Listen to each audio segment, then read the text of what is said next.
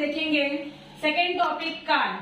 काल मतलब होता है टेंस, इंग्लिश में बोलते हैं टेंस और मराठी और हिंदी में काळ।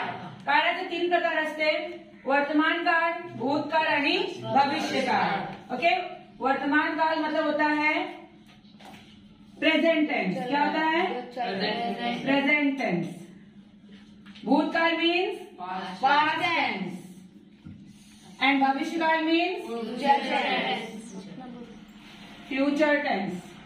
तो इंग्लिश में present tense, past tense and future tense, Marathi में वर्तमान काल, भूतकाळ आणि भविष्य काल, ये 3 काल होते हैं। इसका देखो डेफिनेशन है यहाँ पे। फर्स्ट है वर्तमान काल, क्रियापदाच्या ज्या रूपावरून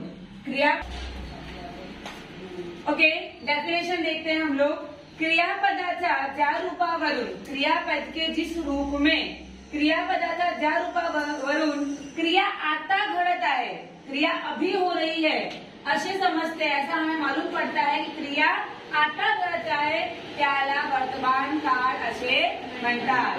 क्रियापदाच्या ज्या रूपावरून क्रिया आता घडत आहे असे समजते त्याला वर्तमान काळ म्हणतात।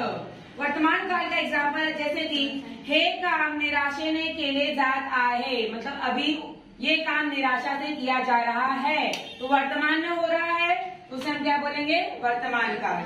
सेकेंड हमारा है भूतकाळ, क्रियापदाच्या ज्या रूपावरून क्रिया घडून गेली, क्रिया होके गई, क्रियापदाच्या ज्या रूपावरून क्रिया घडून गेली असे जर समजते त्याला आम्ही भूतकाळ असे म्हणतात।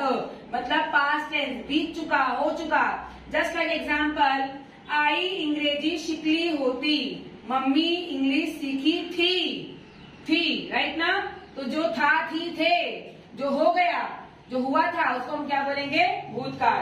एंड थर्ड इज हमारा है भविष्य काळ, फ्यूचर टेंस, क्रियापदाच्या ज्या रूपावरून क्रिया येणाऱ्या काळात, आने वाले समय में घडणार आहे, होने वाला है। क्रियापद के जिस रूप में, क्रियापदाच्या ज्या रूपावरून क्रिया येणाऱ्या काळात घडणार आहे असे समजते त्याला आम्ही भविष्य काळ असे म्हणतात।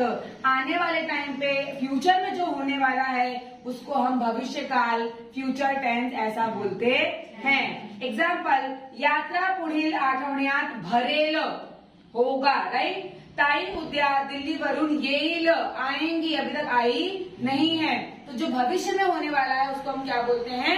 भविष्यकाल बोलते हैं, भविष्यकाल म्हणतात। Clear everyone? गुड।